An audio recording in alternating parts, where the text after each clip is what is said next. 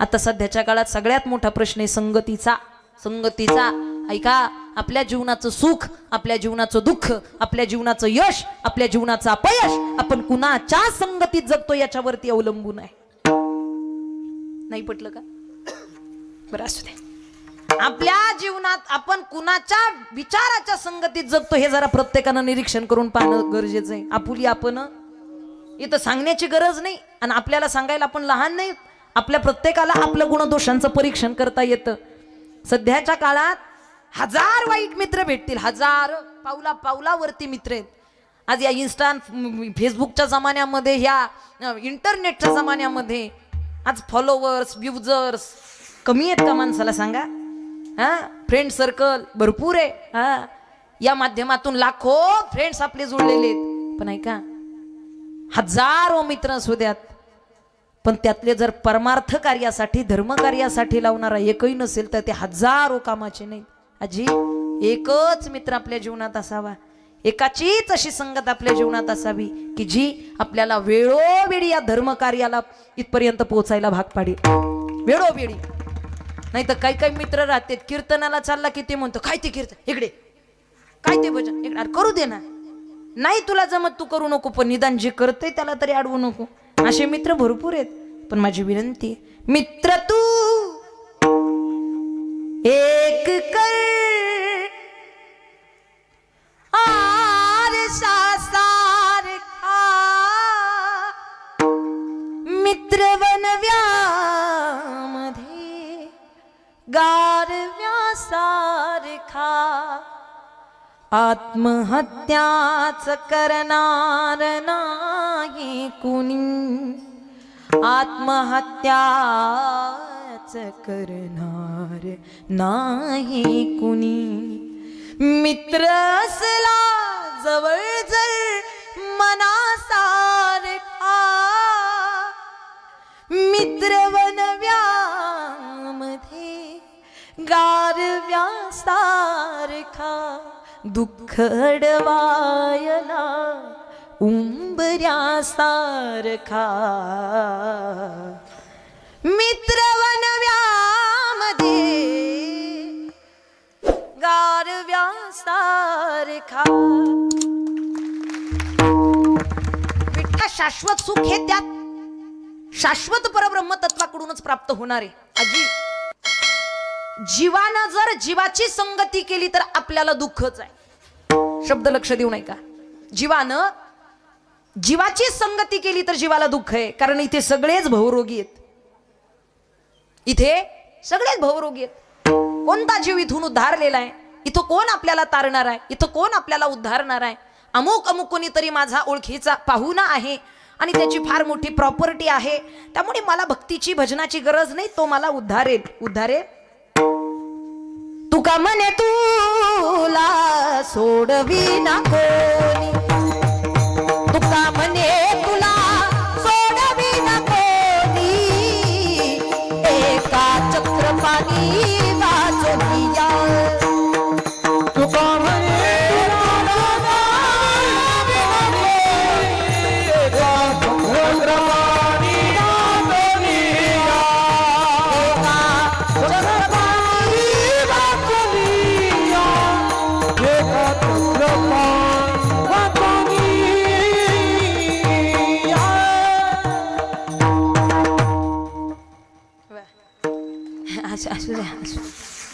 निवांत वाजवा, आपल्याला काही गडबड नाही. नाही वा वा वा वा.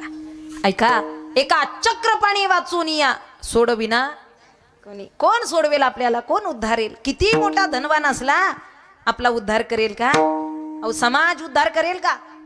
जग उद्धार करेल का? जगाची ताकद आहे का आपल्याला उद्धारण्याची? जगाची ताकद नाही आजी आपल्याला उद्धारण्याची. कुणी किती कोणी असू द्या, उद्धारू शकत नाही. समाज आहे, लोक आहेत, आश्वासन देऊ शकतात, पण शाश्वत स्वरूपानं आपला उद्धार करू शकत नाही. संतांच्या शब्दांमध्ये जो आत्मविश्वास येतो या जगाच्या शब्दात आपल्याला कधीच पाहायला मिळणार नाही. ज्ञानोबा सांगतात, अरे तुम्हाला शाश्वत सुख देऊ शकतो, फक्त आमचं ऐका. तरी अवधान केली दिजे, मग सर्व सुखाशी पात्र होईजे. हे प्रत्युज्ञोत्तर माझे कसं ऐका. डुकल्या खात नाही ना, झोपेत नाही ना, कसं ऐका, उघड ऐका. का? कारण तिथेच आपल्याला सर्व सुख प्राप्त होणार आहे. अशा स्वरूपानं संत, अशा स्वरूपानं भगवान परमात्म्यानं गोपालांच्या जीवनातही निश्चिंती प्राप्त करून दिलेली आहे. तुझी ये संगती झाली आमुची निश्चिंती. जीवनामध्ये आपल्याला निश्चिंत अवस्था प्राप्त करायची असेल तर संगत कुणाची धरली पाहिजे, फार महत्वाचा मुद्दा आहे. निश्चिंती हा शब्दच फार महत्वाचा आहे. निश्चिंती म्हणजे काय? जिथे द्वैत भाव अंतःकरणात तिथे निश्चिंतपणा कधीच राहत नाही. अंतःकरणामध्ये जर द्वैत भाव असेल, अंतःकरणामध्ये द्वैत भाव असेल तर माणूस कधीच निश्चिंत समाधानी राहू शकत नाही. निश्चिंती ही कधी निर्माण होते? जेव्हा द्वैत भाव संपून अद्वैत भाव अंतःकरणात निर्माण होतो, तेव्हाच निश्चिंती येते. तेव्हाच. अजूनपर्यंत आपण निश्चिंत झालो? महिला मंडळांना विचारा कोणी, या जुन्या जाणत्यांना विचारा कोणी, आजी कधी हो निश्चिंत होताल? कधी तुमची चिंता निघून जाईल आणि कधी तुम्ही निश्चिंत होताल? कधी? आजी म्हणती काही नाही ताई, एकदा पोराचं लग्न झालं की मग मी म्हणतो ना आपण, मग काय मला काळजी, काय मला चिंता. एकदा मुलाचं लग्न झालं की मग माझी सगळी चिंता मिटली, मी निश्चिंत झाले. मला प्रामाणिकपणे सांगा, पोराचं लग्न झालं, सून आली, नातू झाला, आता नातू लग्नाला आला, झाला का निश्चिंत? हा प्रपंच कधीच आपल्याला निश्चिंत होऊ देत नाही, कधीच निश्चिंत होऊ देत नाही. मात्र भगवत संगतीमध्ये, भगवत चिंतनामध्ये मात्र आपल्याला ती निश्चिंती वाट पाहायची सुद्धा गरज लागत नाही. एक लक्षात ठेवा, भगवान श्रीकृष्ण अवतार धारण करून कार्य करण्यासाठी आले. आणि अवतार धारण करण्याचं हेच कारण होतं की इथे भक्तांच्या अंतःकरणामध्ये निश्चिंत भाव निर्माण करून देणं, धर्मस्थापना करून प्रत्येक सज्जनाला इथपर्यंत सुख प्राप्त करून देणं. यदा यदा हि धर्मस्य ग्लानिर्भवति भवति भारतः अभ्युत्थान धर्मस्य तदात्मानं सृजाम्यहम्. प्रत्येक दुर्जनाचा संहार करून सज्जनाचं रक्षण करणं हे धर्मकार्याचं, हे धर्मस्थापनेचं भगवंताचं ब्रीद आहे. ऐका, तुमच्या आमचा उद्धार करणं याच्याकरिता, ऐका, सज्जनांचा उद्धार करणं याच्याकरिता भगवान परमात्मा अवतार धारण करून आले. पण भगवान परमात्माचं कार्य जर आपण भगवान श्रीकृष्णाचं कार्य पाहिलं, किंबहुना चरित्र वाचल्यानंतर भगवत कथेच्या माध्यमातूनही आपण ते ऐकलं असेल की भगवंतानं फार मोठा प्रवास या ठिकाणी केला. अनेकांचा उद्धार करत असताना अनेकांचा संहार सुद्धा भगवंताला करावा लागला.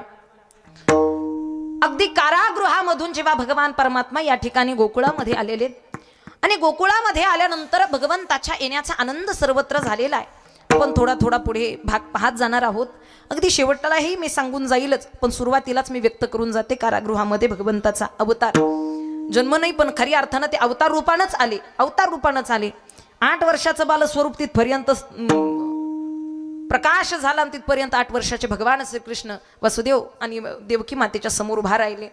भगवंतानं अवतार कार्य सांगितलं, मला इथे ठेवू नका, नंदाच्या घराला मज नेई गोकुळाला, अशा स्वरूपानं मला तुम्ही तिथपर्यंत घेऊन जा आणि मग मात्र उचलीला कमळापती आणि पायीचे बंधने गळती.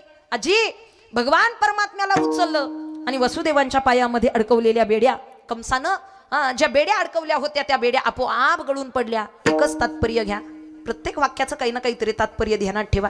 एक तात्पर्य ध्यानात घ्या, भगवंताच्या संगतीनं, भगवंताला उचलून घेतल्यानं, भगवंताला हृदयात सामावल्यानं आपल्या जीवनातील दुःखाच्या बेड्या नाहीशा झाल्याशिवाय राहत नाही. ही भगवंताच्या सानिध्याची ताकद आहे.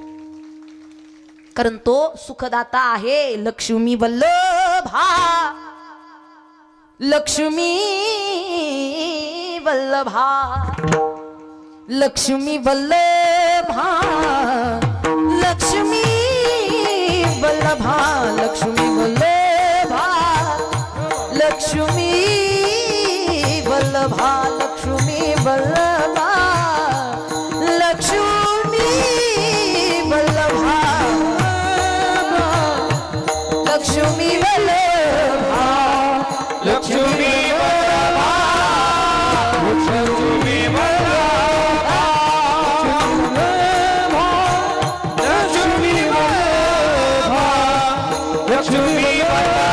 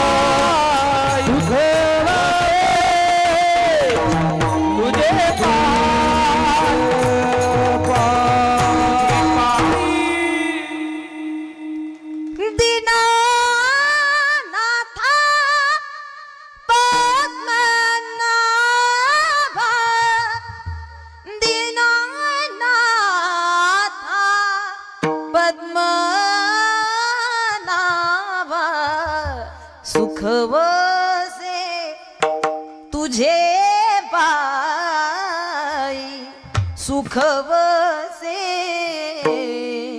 तुझे पायी. या जगाच्या दुःखाच्या पायाला कवटण्यापेक्षा जगाचे 1000 वेळा पाय धरा, जगाचा 1000 वेळा कौतुक करा, जगाला 1000 वेळा डोक्यावरती घ्या, पण तिथे मात्र दुःखच. पण भगवंताला एकदा आपल्या सानिध्यात उचला, जीवाचा उद्धार झाल्याशिवाय राहणार नाही. उद्धार आहे हो त्याच्या सानिध्यातून. नेलं टोपलीमध्ये भरून वासुदेवांना नेलं. यमुना मातेला पूर आलेला, भगवंताचं दर्शन घेण्याची आस अंतकरणामध्ये यमुना मातेच्या अंकुष्ट लावून त्या ठिकाणी दुभंग पावली यमुना माता आणि दिला रस्ता भगवंताला जाण्यासाठी. गेले गोकुळात गेल्याबरोबर त्या ठिकाणी मायेला आपल्या डोक्यावरती घ्यावं आणि भगवान परमात्म्याला खाली ठेवावं. मायेला डोक्यावरती घेतलं. ऐका, आपणही जीवनामध्ये भरपूरदा हेच करत असतो. जवळ असलेलं सुख, जवळ असलेलं भगवान परमात्मा दूर लोटून आपण या मायेचे प्रपंचिक विषय आपल्या जवळ घेऊन बसतो आणि मग बाकी दुःख निर्माण झालं की देवाला कोसत बसतो. पण आपणच भगवंताला दूर करतो, एवढं ध्यानात ठेवा. आपणच त्याला दूर करत असतो. भगवान परमात्म्याला खाली ठेवलं, मायेला उचलून घेतलं, झालं. तो घाताभाग आपल्याला फार पाहायचा नाही. आता पुढे चला. इकडे गोकुळामध्ये जसं कळालं नंद बाबांच्या घरी या ठिकाणी भगवान परमात्मा आलेला आहे आणि मग मात्र गुढिया तोरणे, गुढिया तोरणे, गुढिया तोरणे, गुढिया तोरणे, बोला गुढिया तोरण, गुढिया तोरण, गुढिया तोरण, गुढिया तोरण.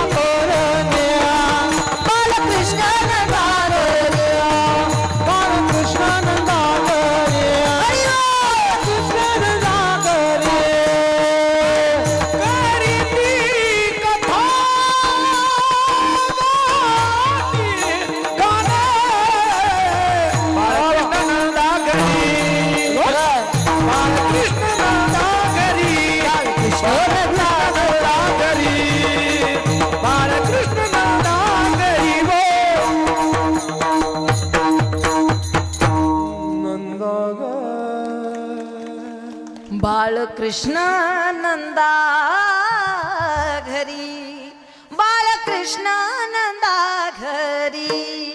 आनंद झाला, हा आनंद झाला. एक धाबे एकी पुढे, ताटी वाटी सुंट वडे, गवळण गवळण सांगती गवळणीला पुत्र झाला यशोदेला. गवळण सांगती गवळणीला पुत्र झाला यशोदेला. गवळण गवळण गवळण सांगती गवळणीला पुत्र झाला यशोदेला. गवळण सांगती गवळणीला पुत्र झाला यशोदेला. झाला यशोदेला पुत्र झाला यशोदेला.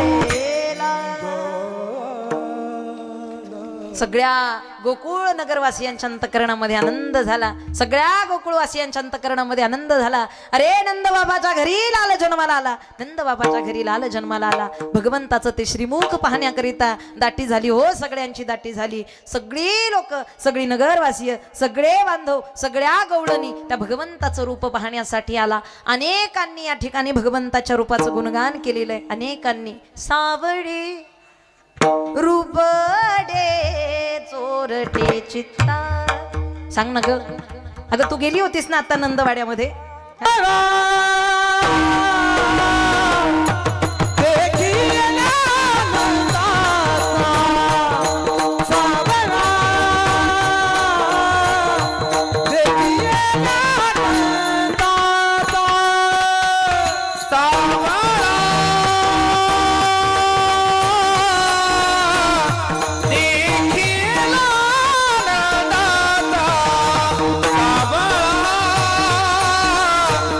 दे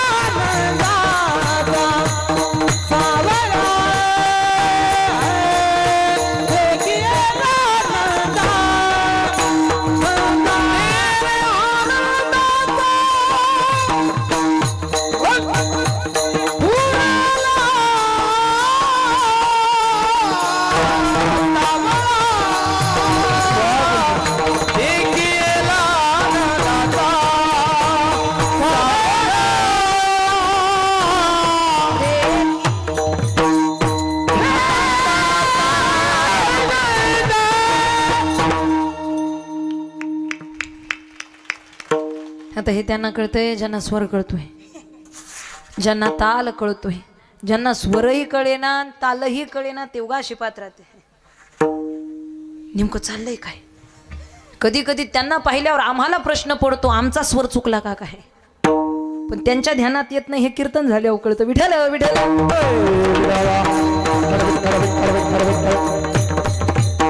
कधी कधी कुठलाच स्वर कळत नाही, कुठलाच नाही. ते हसत नाही, बोलत नाही, टाळी नाही, गुणगुण नाही, प्रतिसाद नाही, प्रतिक्रिया नाही, काही फरकच पडत नाही. कारण ते सुरातले नाही, ते असुरातले राहते.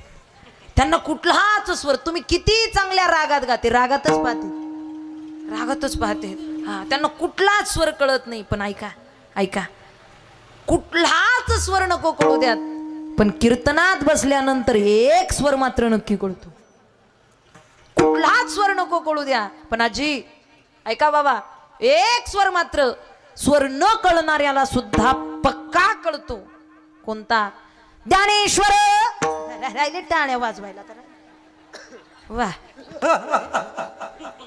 वा वा, पहिले ठेक्याला टाळी धर. आता म्हटलं होतं का टाळी वाजवा?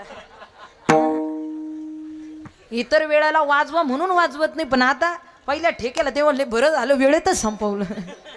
वा, ऐका ऐका, गोकुळात आनंद झाला. अगं सांग ना कसा आहे तो कृष्ण, अगं सांग ना कसा आहे तो लाल. तू गेली होतीस ना नंदवाड्यामध्ये, सांग ना ग. सावळे रूपडे चोरटे चित्ता, सावळे रूपडे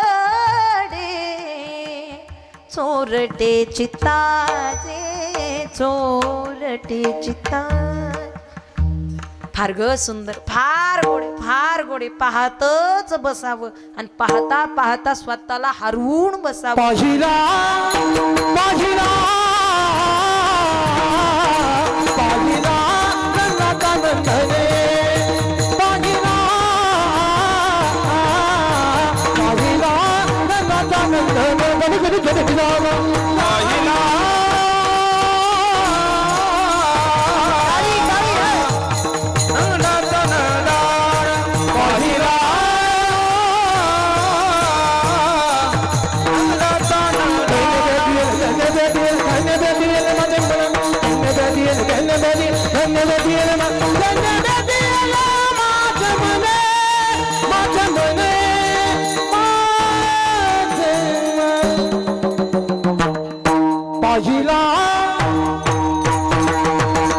पाहिला पाहिला रंगाचा नंदने, पाहिला पाहिला नंदाचा नंदने, नंदाचा नंदना.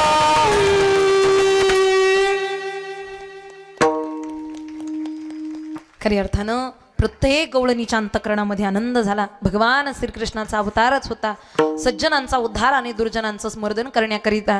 आणि अवतार धारण केल्याबरोबर गोकुळात आल्याबरोबर त्या ठिकाणी पाचवीलाच भगवंताला युद्धाचे प्रसंग येऊ लागले. आणि हे सगळं गोकुळवासियांनी त्या ठिकाणी निरीक्षणास आणलं. भगवान कृष्णांचं अवतार कार्य हळूहळू हळूहळू वाढत चाललं होतं. खऱ्या अर्थानं दुर्जनांचा संहार करता करता, सज्जनांचा उद्धार करता करता गोकुळामध्ये फार गोड अशा पद्धतीनं भगवान परमात्मा फिरू लागले होते. आणि मग मात्र त्या ठिकाणी आपल्या गोपाळांसहित चोऱ्या करून गोपाळांच्या संगतीनं तिथपर्यंत गोकुळामध्ये फार मोठ्या लीला भगवंतानं केल्या. आपण भगवान श्रीकृष्ण चरित्र भागामध्ये ऐकत असतो. अनेक कथा आहेत, अनेक चरित्र, अनेक लीला भगवंताच्या पण ऐकलेल्या आहेत. दाढीवेणीची गाठ असेल, गोकुळांना त्या ठिकाणी गवळणींना फार मोठा भगवंतानं त्रासही दिला. कसा दिला? मग त्या ठिकाणी बाजारला निघाल्या, पाण्याला निघाले. कशी जाऊ मी वृंदावना, मुरली वाजवी तो कान्हा. त्यानं छेडछाड करावी हा प्रकार वेगळाच, पण भगवंतानं साधा मुरलीचा स्वर जरी काढला तरी सुद्धा गवळणींना वेळ लागत होतं. गवळणी तिरस्कार नव्हत्या करत, रागराग नव्हत्या करत, अंतःकरणानं भगवंतावरती एवढं प्रेम करत होत्या. आजी ऐका ऐका, बहिरंगानं इथपर्यंत दाखवत होत्या भगवंताला रागराग करतात. परंतु अंतःकरणानं गवळणींचं भगवंतावरती इतकं प्रेम जडलं होतं की निश्चितच भगवंताला मनोमन त्या प्रेम करत भगवंताला आपल्या सानिध्यात बोलवत होत्या.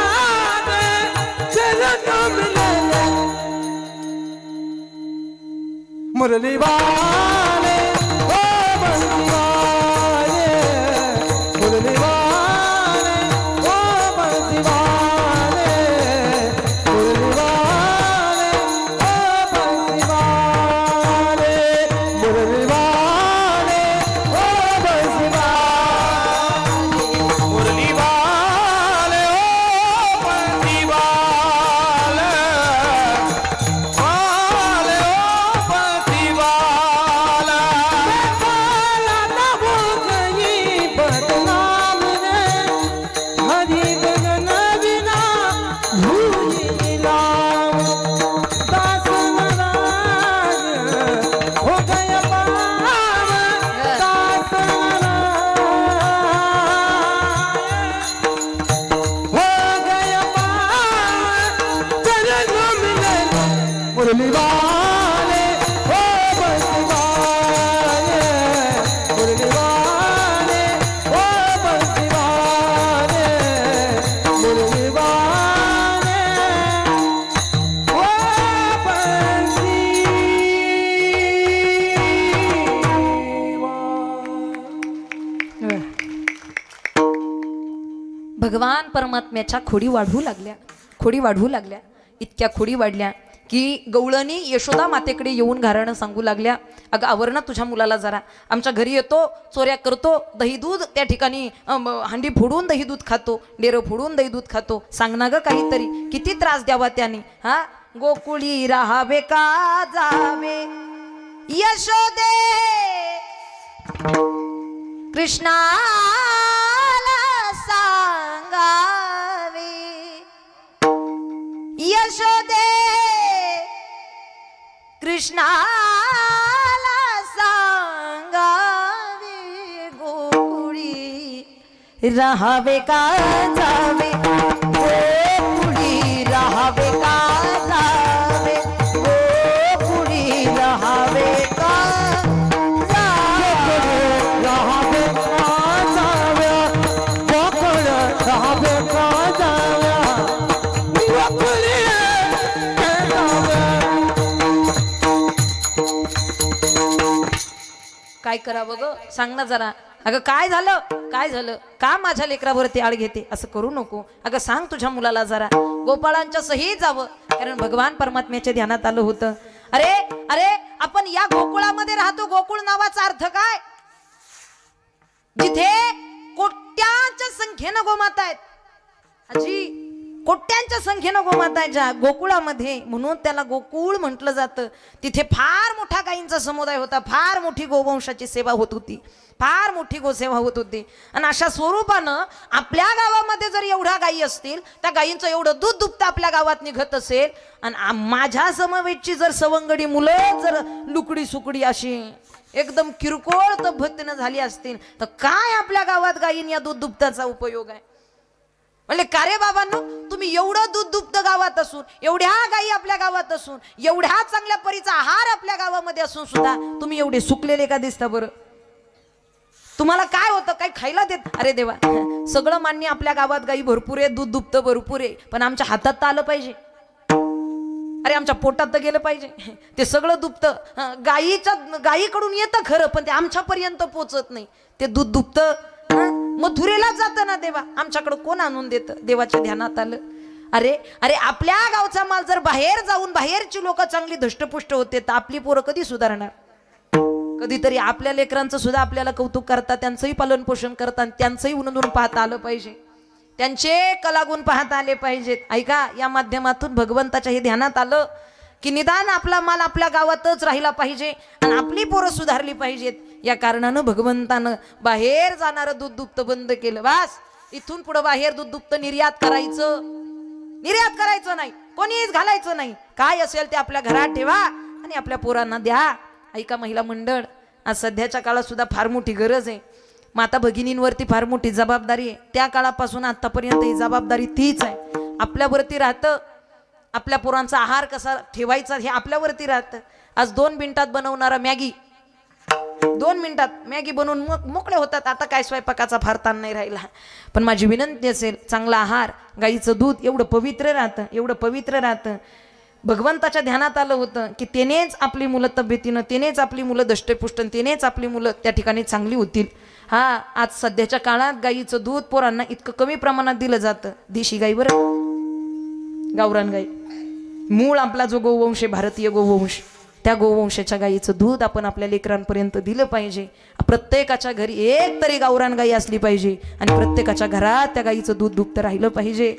तर आपल्याला म्हणता येईल हे गोकुळ आहे. अनेक वेळा आपण म्हणतो काय गोकुळासारखं घर आहे, 2-4 पोरं एकत्र असली ना आपण म्हणतो गोकुळासारखं घर आहे. त्या गोकुळामध्ये हे दूध दुभतं पण राहिलं पाहिजे. आता देशी गाई राहिल्या नाही, तिचं दूध पाहायला राहिलं नाही. देशी गाईच्या दुधाची एवढी मोठी ताकद आहे आजी, एवढी मोठी ताकद आहे. मी सांगण्यात काय अर्थ, सायन्सनं सुद्धा मान्य केलेलं आहे, सायन्सनं विज्ञानानं मान्य केलेलं आहे. कॅन्सर सारखा रोग सुद्धा आज गोमातेच्या पंचगव्यातून बरा होतो. एवढी ताकद गोमातेची, एवढं ध्यानात ठेवा. भगवंताच्या ध्यानात आलं, अरे आपल्या पोरांना जर दष्टपुष्ट करायचे, चांगलं निरोगी बनवायचंय ना, तर गाईचं दूध दुभतं त्यांच्यापर्यंत पोहोचलं पाहिजे. अशी देत नाहीत ना, मग आपल्याला काय करावं लागेल, चला चोरी करावी लागेल. काय करावं लागेल, चला या आलं तरी या रे लागे, अब घे माझ्या मागे मागे. तुम्हाला पोटभर खायचंय ना, तुम्ही जगाच्या मागे जाऊ नका. तुम्हाला जर खरी अर्थानं चांगल्या परीनं व्हायचं असेल ना, तर तुम्ही जगाच्या मागे जाऊ नका, माझ्या मागे या. आजी देतो पोटभरी, पुरे म्हणाल तोवरी. टेन्शन घेऊ नका, फक्त मी सांगेल तेवढ्या गोष्टीचं अनुकरण करा. चला म्हटले आज चोरी करायला, चला चोरी करायला गेले भगवंतासोबत. आणि आनंदानं त्या ठिकाणी भगवंतानं सवंगड्यासहित त्या ठिकाणी चोरी केली. गवळणींच्या गोपींच्या घरी चोरी केली आणि दूध दुभतं पोटभर खाल्लं. ढेकर दिला तृप्तीचा, आणि तृप्तीचा ढेकर दिल्याबरोबर त्या ठिकाणी इतका आनंद झाला गोपाळांना. आनंदानं त्या ठिकाणी भगवान परमात्म्या जवळ आले.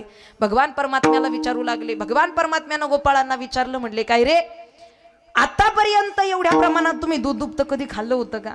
म्हटले देवा, हे देवा, अरे खाणं सोड, आम्ही तर पाहिलंही नव्हतं रे, पण आज तुझ्या संगतीमुळे आम्हाला एवढी मोठी निश्चिंत अवस्था, फक्त दूध दुभतं खाऊन नाही बरं का, तर तुझ्या संगतीच्या परिणामामुळं, तुझ्या सानिध्यात आल्यामुळं आमच्या जीवनातलं होतं तेवढं दुःख नाहीसं झालं. फक्त पोटच नाही तर आमचं मन सुद्धा तृप्त झालं. ही मनाची निश्चिंती, ही तुझ्या संगतीचा परिणाम अभंगाच्या प्रथम चरणात. तुझी संगती, तुझी संगती, तुझी संगती, तुझी संगती, तुझी संगती, तुझी संगती, तुझी संगती, तुझी संगती, तुझी संगती, तुझी संगती, तुझी संगती, तुझी संगती, तुझी संगती, तुझी संगती.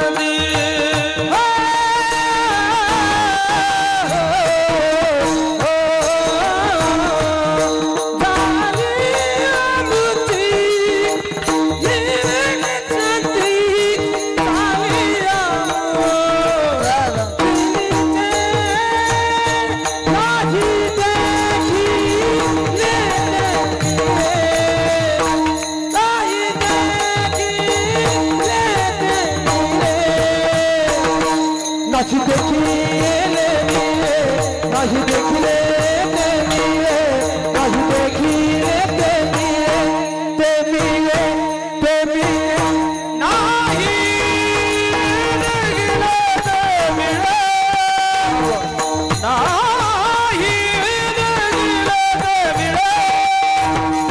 देखिले ते मिले, नाही देखिले ते मिले, नाही देखिले ते मिले, नाही देखिले ते